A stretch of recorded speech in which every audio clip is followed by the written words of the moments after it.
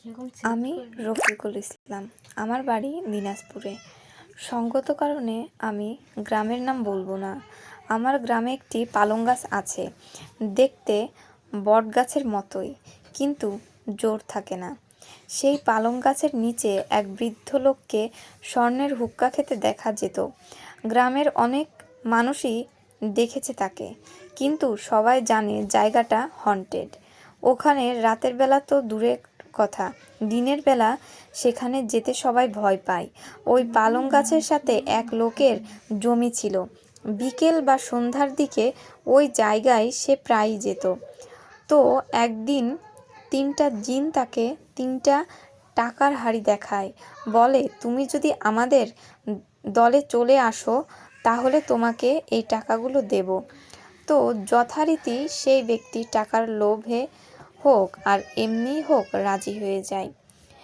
তো রাজি হওয়ার পরে তাকে আর জিনগুলো টাকা দেয় না, বিভিন্নভাবে আজ না কাল বলে ঘোরাতে থাকে। প্রায় 1 মাস লোকটাকে ঘোরায় তারা। তো লোকটা অবশেষে বিরক্ত হয়ে গ্রামের একজনের কাছে শেয়ার করে যে কিভাবে আমি এই টাকাগুলো আনবো, এবং একটা জিনিস বলে রাখি, লোকটা যখন জোর করে টাকার হাঁড়ি আনতে যেত তখন হাঁড়িগুলো মাটির নিচে তলিয়ে যেত।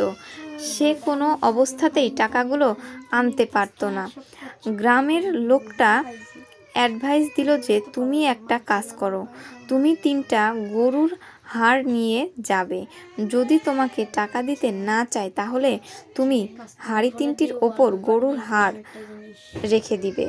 তো সেদিন সে টাকার হাঁড়ি আনতে গেল।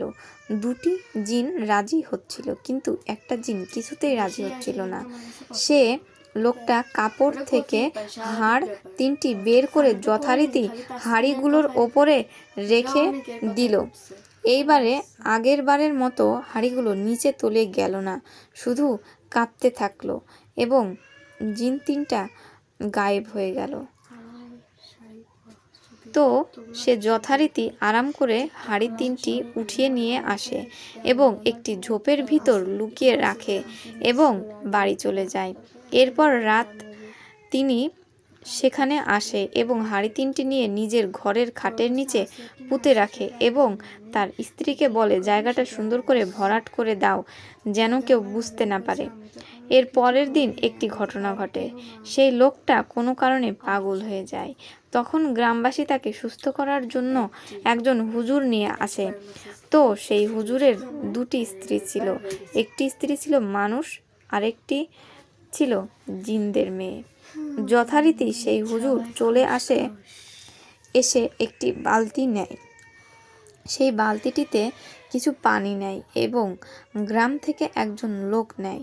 সে লোকের ভালো করে চোখ বেঁধে বলে সেই পানিতে তাকাও।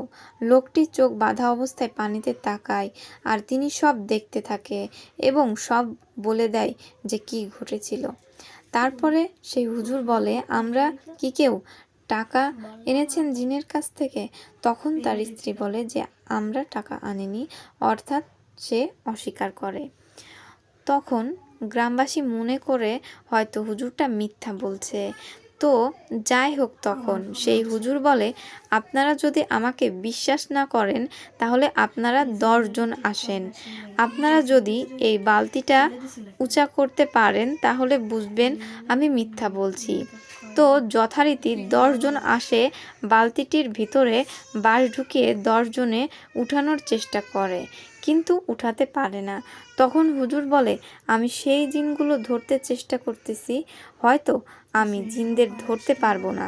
তখন দেখা গেল ঘরের ভিতরে অনেক কিছু ছিল, যেমন ধান, আরও কিছু জিনিসপত্র উড়ে উড়ে বাইরে পড়তেছে একটি নির্দিষ্ট জায়গার ভেতরে। অবশেষে ঘরটা শান্ত হয়ে গেল। তখন হুজুর বলল আমি ঘরটা শান্ত করে দিয়েছি, কিন্তু টাকা ফেরত দেয়া না পর্যন্ত ওরা ছাড়বে না। যদি টাকা নিয়ে থাকেন ফেরত দেন। এরপর হুজুরকে বিদায় দেওয়া হলো। হুজুরকে বিদায় দেওয়ার পর ওই লোকটা সম্পূর্ণরূপে পাগল। লোকটির স্ত্রী কিছু কিছু টাকা নিয়ে গ্রামে জমি কিনতে থাকে। তখন গ্রামে মানুষ তাকে বলে, তোমরা হতদরিদ্র, তোমরা জমি কেনার টাকা পাও কোথায়? তখন লোকটির স্ত্রী বলে, আমার ভাইয়ের কাছ থেকে আরও আত্মীয়স্বজনের কাছ থেকে ধার নিয়ে জমি কিনলাম।